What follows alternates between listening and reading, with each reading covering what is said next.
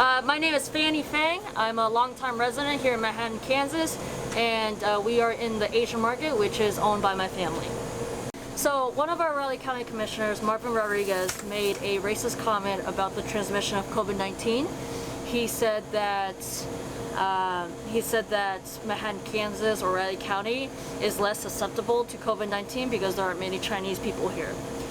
And the only way the public found out that he said this was because Usha Reddy took it upon herself to say it on social media, and that's when Manhattan Mercury picked it up, Kansas City Star, and next thing we all know, Newsweek picked it up, Daily Mail picked it up, major Asian American media outlets, Next Shark picked it up. I mean, it made national headlines. And so for me, first, obviously, one, as a Manhattan resident, I'm embarrassed that this is how we're being presented to the country. I studied in New York City, and every single time I'm asked, or when I tell people I'm from Kansas, they ask me, the first question they ask me is, did you live on a farm? The second question they ask me is, are people very racist there? And the thing is that I'm aware of the racists around me. I have a lot of trauma and experiences with bullies, who made me feel very ashamed to be Chinese and ultimately made me feel really ashamed to be American. But this business has been here for 9 years.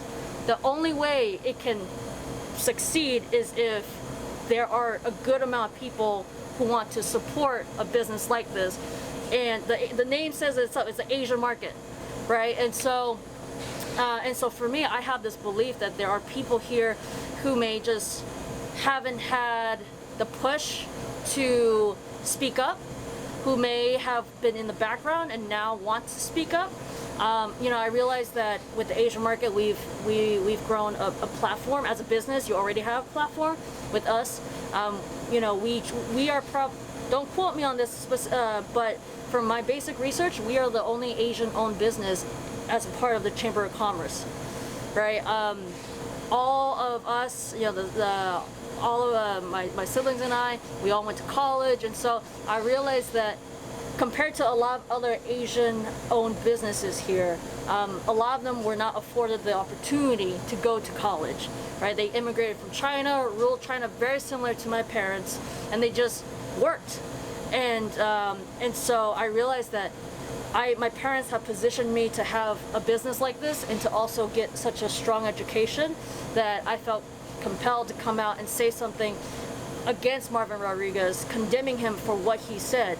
And so then fast forward a week later, at the Raleigh County Commission meeting, I confronted him, and he did not show up for the meeting. He cited that he had a sore throat, but he teleconferenced in, and so I told him my story, how my parents got here, my experiences with bullies, and how Marvin Rodriguez reminded me of those bullies, and I asked that he step down, that he resign from his position.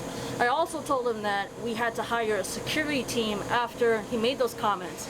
I mean, since COVID-19 broke out in China back in January, I was already on edge because it was very clear that it was going to hit like the United States. It was going to hit the entire world.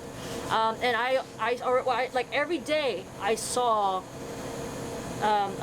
posts from my fellow Asian Americans, whether personal friends or influence or whatever, posting about either they themselves getting attacked physically or verbally because they're Asian, or knowing someone that got attacked because of their race. And so it's already been on the back of my mind. And then when Marvin said that, it was like as if he invited that violence into this community, and I was like, I cannot allow that to happen. I first need to protect my family, hence the security guard, but then of course also COVID-19 safety measures. But like I immediately started calling security companies to see how can I make sure I can do the best I can to protect my family, my customers, this community from potential hate. He attempted to apologize. Apology not accepted. because literally he said, "I'm sorry, but not sorry." Like in summary, that's what he said. He said that I did not mean to hurt anyone, but I got from a national news source that that COVID-19 is an export of the Chinese government. So you kind of can't say you're sorry about these racist comments and then back it up with another racist comment. Like, that's not how this works. And that has just and so the Manhattan Alliance for Peace and Justice and I have been working together to, one, to have Marvin Rodriguez resign, also two, to demand for more transparency and access to these Riley County Commission meetings. Like I said, without Usha Reddy, our mayor, coming out and being brave enough to say that this is what this man said, there's no way the public would have known. The only way to know anything that has happened in those meetings is through their minutes. And we saw from the minutes that were published from the meeting I confronted Marvin Rodriguez that not everything was written down either. So that is the other demand that we have, that Manhattan Alliance for Peace and Justice, MAPJ, and I have, is that residents get access to these meetings, especially now that we have these social distancing protocols. Like, we can't go to City Hall and watch it. Like, it's not possible. And so we want to make sure that what is said behind doors, we want to make sure we know what is being said, how it's being said, ensuring that these leaders are actually representing our interests to the best of their abilities. And I can tell you right now that we do not believe that. Doesn't help that also the two other commissioners, after I finished giving my public comment, that their response was, I admire the Chinese community. I have a lot of Chinese customers and they pay their bills on time. The other commissioner said that he likes Chinese food. Like, that was the best they could give me after I just opened my heart and soul to them about some of these very hard topics to be talking about, especially on camera, because MAPJ decided to shoot it live. And so, went into it thinking, how much do I want to share? And I was like, I'm just going to share all of it because it's the truth. And that's their response. And Marvin Rodriguez also said, I like Chinese food as well. Like, so that man, the most positive thing anybody has said about Marvin Rodriguez ever since this thing has happened, or the only article that has come out that has been at all, the nicest article, I guess I could put it that way, is to ask Marvin Rodriguez to shut up. That is the nicest thing that we can say about it, is please just stop talking. But that's not enough, because this man is in charge of our government, he's in charge of policies, and here in Riley County, he is the chairman of Riley County Health. So it's like, okay, we're dealing with COVID-19, this man, who is a racist, is in charge of this.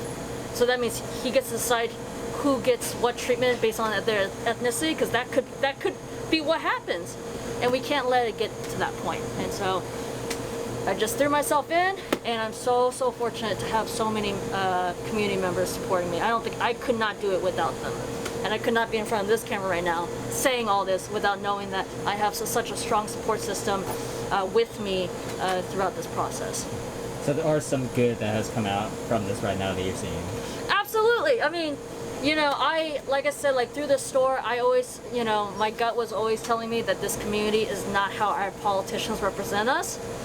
And so, just through looking at the hard data presented through the store and my interactions with people are very, very nice and very understanding, willing to ask questions and learn about things. They don't come in here acting like they know everything. Like, they actually genuinely want to hear about my experiences or the experiences of my customers. It's incredible when sometimes I'm helping a customer and then another customer will step in and give some insight into certain foods that they're picking up and things like that. And I'm like, wow, I should hire you to work, And it's just amazing to see my customers interact, and to see also, again, when I tell people that on a Saturday morning, most of the customers that are in here are white, people don't believe me. Because you would not think that. But here in Manhattan, Kansas, it is true. It is true, and And for me, I can understand how difficult it is for a white person to walk in here, because I was an Asian person walking into a predominantly white classroom. So I can relate to some of the nervousness that you might have. And for them to overcome that, and then to also ask questions, that means the world to me. So I already had a lot of good vibes, feelings, right, from this community. But now that I have spoken up, people are sharing their stories with me. People are even more, people are reaching out more and really saying, look, it's one thing for them to come in here and have a conversation. It's another for them to say, look, I really appreciate what you're doing. And that's really what's helped fuel me through all of this. Here, at the store, it's hard. Doing this on the side is also very hard.